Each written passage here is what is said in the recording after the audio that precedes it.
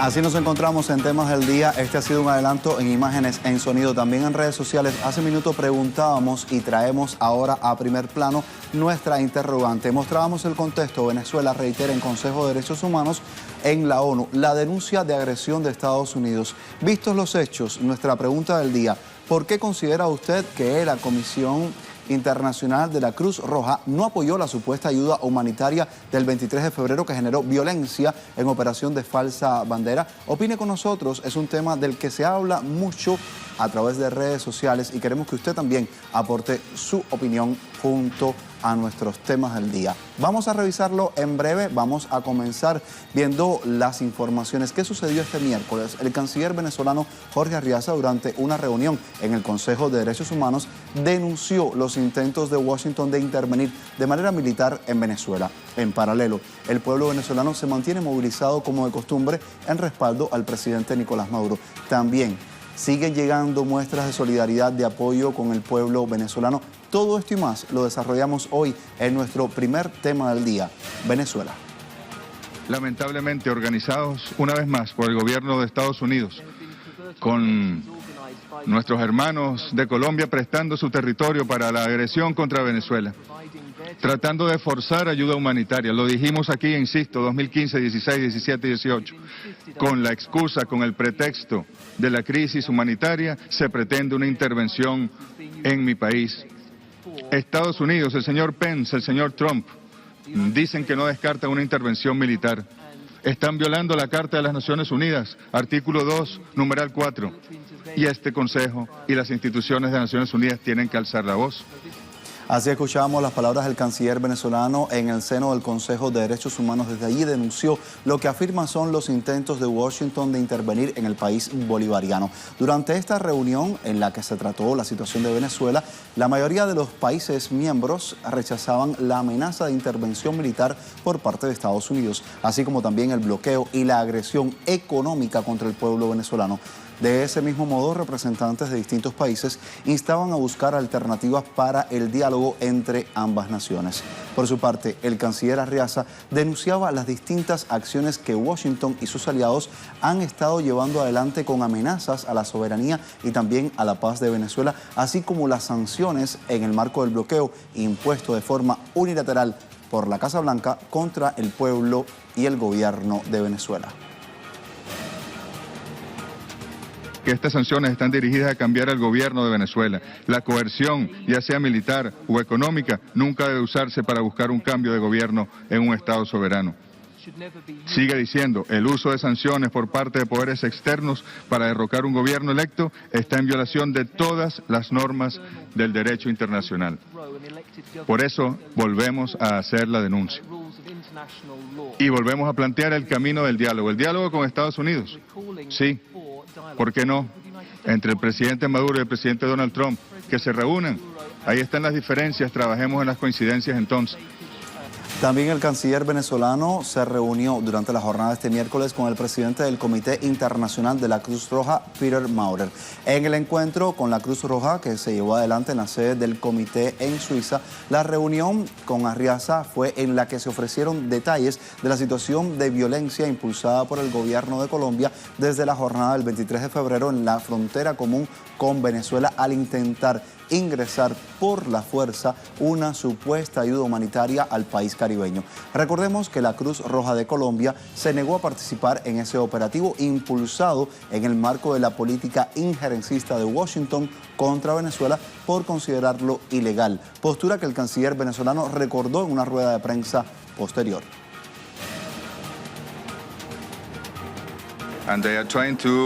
Están tratando de intervenir en mi país sin ningún tipo de soporte del derecho internacional. Justamente, la Cruz Roja y las Naciones Unidas rehusaron participar en esa operación porque no estaba basado en el derecho internacional, ya que fue hecho sin neutralidad, sin humanidad y sin legalidad. Nosotros estamos trabajando con las Naciones Unidas, hasta con la Cruz Roja. Estamos trabajando con la Unión Europea a fin de obtener asistencia. Hay que llegar a todos los escenarios posibles, hay que denunciar en todos los escenarios posibles. Así el canciller venezolano realizó durante esta jornada una reunión también con la alta comisionada de Derechos Humanos y con la delegación de Rusia en ese organismo. Mediante la cuenta oficial de Twitter de la Cancillería de Venezuela podemos apreciar este encuentro en el que el canciller Jorge Arriaza se reúne con la alta comisionada para Derechos Humanos, Michelle Bachelet, para reiterar así la invitación del gobierno bolivariano a visitar Venezuela y a palpar la realidad de su pueblo y los efectos nocivos de las sanciones. Dijo más. De igual forma, en otro tuit, la Cancillería explica que con el objetivo de coordinar esfuerzos a favor del multilateralismo, el canciller Jorge Arriaza se reunió con Sergei Vershinin, viceministro de Asuntos Exteriores de la Federación de Rusia. Así estamos viendo la información también a través de las redes sociales, pero Telesur está allí con nuestro enviado especial, Sergio Rodrigo. Más detalles, precisiones de esta actividad en la que participó el canciller venezolano. Adelante, Sergio, cuéntanos. Muy buenas noches. Muy fuerte a toda la audiencia de Telesur. Desde Ginebra, aquí el Consejo de Derechos Humanos ha debatido en la jornada de hoy la situación que se vive en Venezuela y para ello ha participado el canciller venezolano Jorge Arriaza, quien ha instado al Consejo de Derechos Humanos a alzar su voz contra el bloqueo que han impuesto algunos países a Venezuela y que ha generado cuantías pérdidas económicas en este país latinoamericano.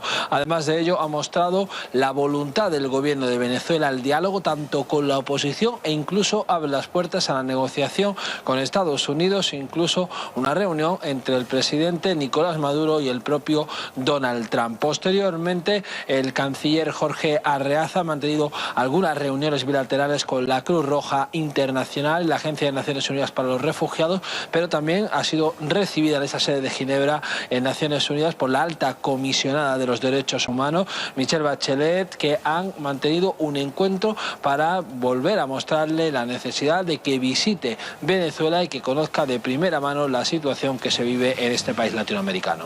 Gracias, Sergio, por la información que nos brindas desde el lugar de los hechos. Ahí está la voz de Telesur para contarnos minuto a minuto qué va sucediendo. En paralelo, también tenemos que contarle qué ha sucedido en Venezuela.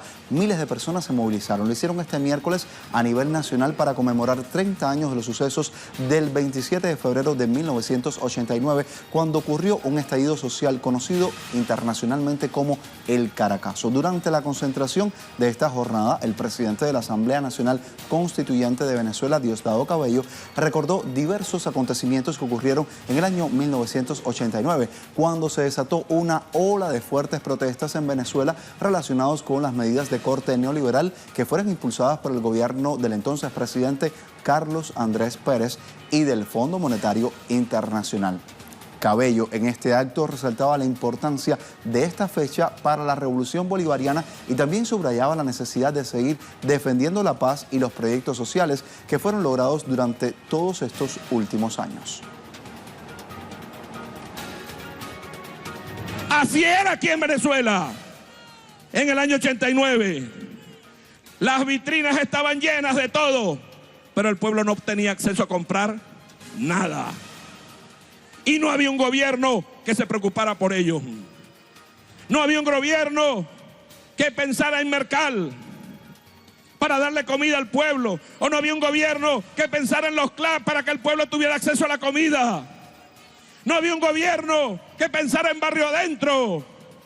No, el gobierno que había, la instrucción era privatizar todo. Educación, salud, privatizar las empresas del Estado. Porque esa era la orden del imperialismo y había que cumplirla. Por eso los mutantes de hoy día se presentan con su cara bien lavada a decir: Nicolás Maduro está quemando la ayuda humanitaria. Seguimos sumando más información. Hay diferentes muestras de apoyo que continúan dándose a conocer en favor de Venezuela. Y es que luego de la intervención del canciller Jorge Arriaza en la sesión del Consejo de Derechos Humanos de Naciones Unidas, un ciudadano colombiano manifestó su apoyo al pueblo de Venezuela. Veamos cómo ocurrió.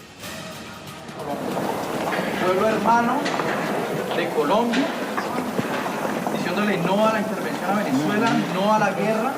Queremos una paz con justicia social, porque al fin y al cabo somos hijos de los mismos libertadores y somos siempre muy consecuentes con ustedes. sabemos que la diferencia entre el gobierno colombiano y el gobierno y todo lo que se está manejando en Colombia no representa al pueblo colombiano. La crisis humanitaria la tenemos en Colombia y eso lo tienen que saber. Lo denunciamos como organizaciones sociales, como pueblo colombiano, y agradecemos siempre la presencia del Estado venezolano frente a los niños en La Guajira, frente a la gente del Chocó, hoy, mañana y siempre. Siempre estaremos ahí. Ahí. Hace 200 años fue Boyacá. Exacto. La batalla. Y eso. Bolívar y los llaneros dieron su vida por la libertad de la Nueva Granada, de Colombia. Y nosotros seguiremos con nuestros hermanos. El gran proyecto del Libertador es la unidad latinoamericana. Y nada nos va a detener. Nada. Y créeme que el pueblo colombiano también está con ustedes. Así estamos viendo muestras de solidaridad en ese sentido. Los gobiernos de Rusia, India, China también manifestaron su rechazo a la posibilidad de una intervención militar en Venezuela al tiempo que abogaban por el diálogo. Un anuncio que se realizó a través del canciller chino Wang Yi al término del 16º encuentro de Sushma Swaraj por India y también Sergei Lavrov por Rusia. Canciller chino recalcaba que los problemas de Venezuela deben ser resueltos exclusivamente por los venezolanos y mediante el diálogo. Este pronunciamiento ocurre en un contexto de abierta injerencia de Casa Blanca contra Venezuela y de bloqueo económico y financiero de Estados Unidos contra el país bolivariano.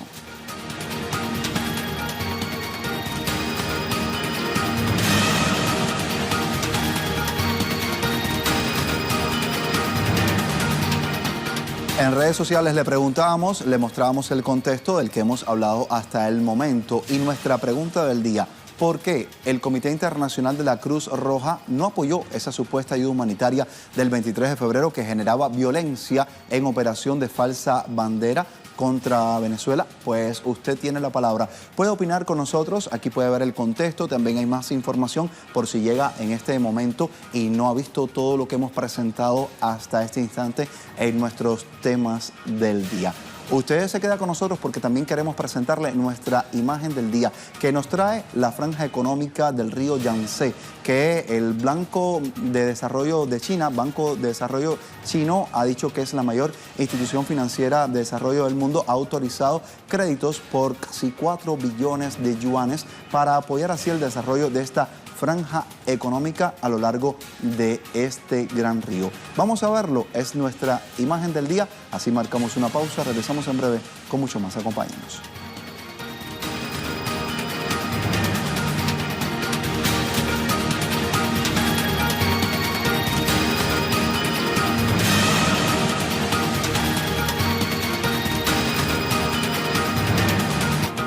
Regresamos con mucha más información. Vamos a San Cristóbal y Nieves. Avanza 30ª cumbre interseccional de jefes de Estado y de Gobierno de la Comunidad del Caribe, CARICOM, así se le conoce por sus siglas. ¿Cuáles son los temas que discuten en esta cumbre? Se lo contamos hoy de inmediato en nuestro segundo tema del día. Encuentro que cumple su jornada segunda este miércoles. Se dialoga allí sobre la preservación de la paz en la región, el conflicto en Venezuela, la seguridad y también el transporte regional. Temas como la economía y también la salud forman parte de esta agenda que abordan los líderes latinoamericanos y caribeños. Se espera que en las próximas horas sea publicada la declaración final de este encuentro y estaremos muy al pendiente. De inmediato revisamos la información directamente desde San Cristóbal y Nieves. Nos amplía todos los detalles nuestra enviada especial, Laura Prada, quien recibimos a esta hora. Laura, bienvenida. Gracias, Giovanni. Sí, efectivamente, aquí a mis espaldas está el lugar donde se está desarrollando esta reunión, esta 30ª reunión interseccional de los jefes de gobiernos de CARICOM. Durante toda la mañana hasta prácticamente las 3 de la tarde, los jefes de Estado estuvieron reunidos a puertas cerradas, debatiendo, trazando líneas de trabajo de lo que serán los próximos meses y a qué se estarán dedicando y trabajando los jefes de gobierno del CARICOM. Como ya tú adelantabas, por supuesto, en agenda, temas fundamentales para la región, que son la situación en Venezuela, en Haití y en Guyana. A su salida de la reunión conversábamos unos instantes con el primer ministro de Antigua y Barbuda, Gaston Brown, y él nos decía que nos llamaba la atención sobre la necesidad de que se haga respetar y se posicione la paz regional, que se mantenga América Latina y el Caribe como esa zona de paz que se proclamó en 2014 en La Habana, en la cumbre de la CELAC.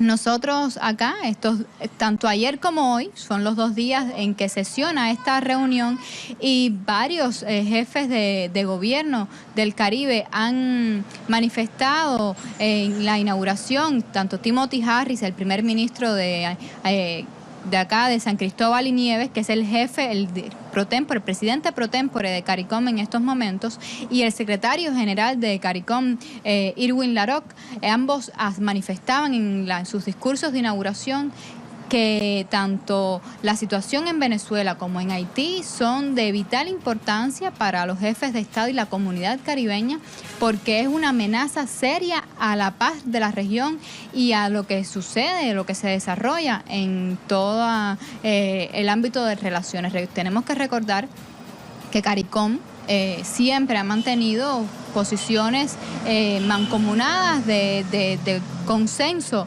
sobre determinados temas, y este es el caso también con el tema de Venezuela. CARICOM fue a Uruguay, a Montevideo, Uruguay, convocado para crear este mecanismo de Montevideo, como se denominó, impulsado por México y Uruguay. Se sumó a ellos en el llamado del diálogo en Venezuela, un diálogo que dé una solución cohesionada a lo que se está viviendo allá.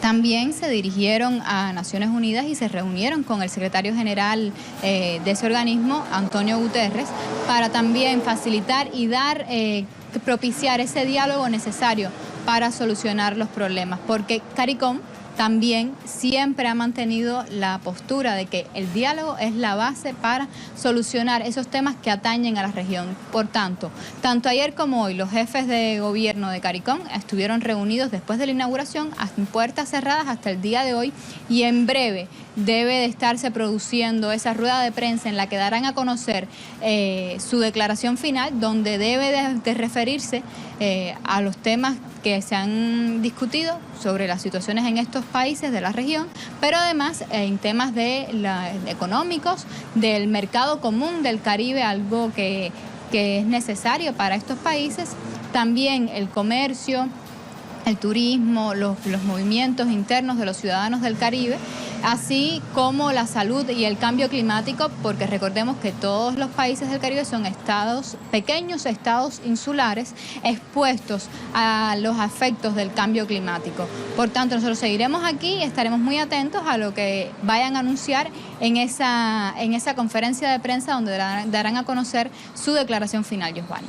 Muchas gracias, Laura. Laura Prada, nuestra enviada especial, para contarnos todo lo que acontece allí. Hay otros corresponsales que también nos informan y lo dicen en un solo tuit.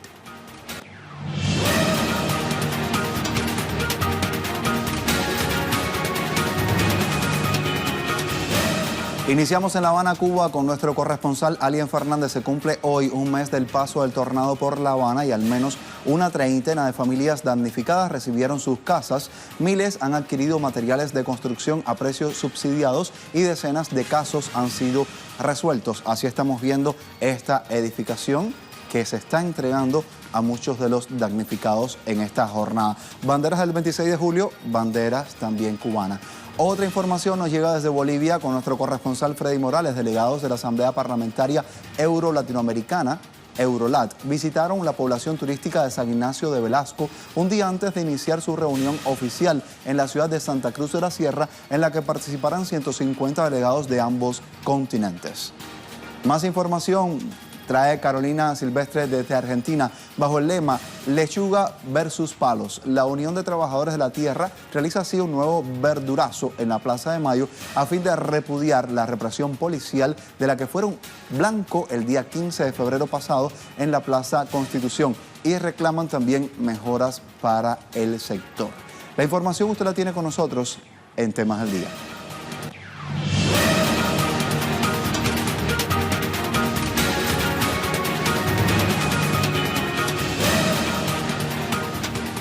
Nuestro tema en desarrollo hoy se genera desde Colombia. En ese país se mantiene el exterminio de líderes sociales. 2 nuevos asesinatos alertan a las comunidades sobre el incremento de la crisis social en el país, producto del conflicto interno que están padeciendo allí. Ante toda esta realidad, el Partido Liberal envió un mensaje de respaldo a la Jurisdicción Especial para la Paz, la JEP, como único ente comprometido con los pueblos vulnerables. Sobre esto y más nos amplía en este instante nuestro corresponsal en Bogotá, Colombia, José Manuel Jiménez. Lo recibimos en vivo, en directo. Bienvenido. Adelante. Josvani, televidentes, efectivamente en los últimos días hemos podido registrar el asesinato de 5 líderes sociales, entre ellos también 2 integrantes de la Fuerza Alternativa Revolucionaria del Común. El primero de ellos es Liliana Holguín, una líder social que trabajaba temas LGBTI en Caucasia. En esa misma región fue asesinado la semana pasada Querubín Zapata, quien también adelantaba temas de género, estaba denunciando microtráfico en la región de Caucasia y también había dicho que estaba siendo amenazado, pero las autoridades no prestaron ninguna seguridad. A estos 2 asesinatos le sumamos el asesinato de José Fernel Manrique Valencia en Bucaramanga. Él era líder sindical de Sutimac. Es el Sindicato Único de Trabajadores de la Industria de los Materiales de Construcción. Pero el día de hoy, en horas de la mañana, la Asociación Nacional de Zonas de Reserva Campesina informó que fue encontrado el cuerpo sin vida de uno de sus líderes, de Osvaldo Reyes, líder de la zona de reserva campesina de la Perla Amazónica en Putumayo. Y el día de ayer también el senador...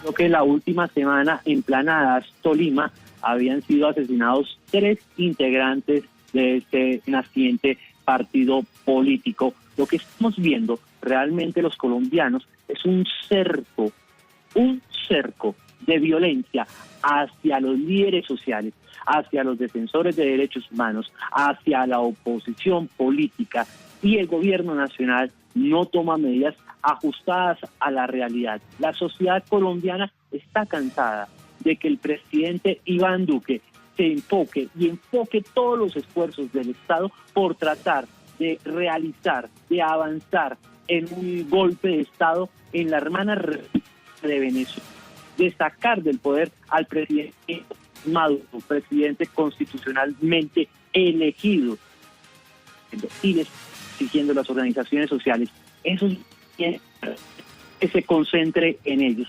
Nos están aniquilando. Hablando Josvani, 16 a la fecha, justamente 500 líderes sociales asesinados en el país. Y las organizaciones, si eso no es una crisis humanitaria, si eso no es una crisis política, si eso no es una crisis de la democracia, señor presidente Iván. Así estamos viendo el informe de nuestro corresponsal José Manuel Jiménez con todos los detalles de lo que está aconteciendo así desde Colombia. Usted podrá ampliar esta información en próximos espacios de Telesur. Al inicio del programa teníamos una pregunta. Queremos también a esta hora que usted nos pueda responder lo que estábamos preguntando así en las redes sociales. Usted lo puede responder, la pregunta está abierta, no va a dar tiempo para más, nos queda nuestro video web de la jornada, así nos despedimos, será hasta la próxima en nuestros temas del día.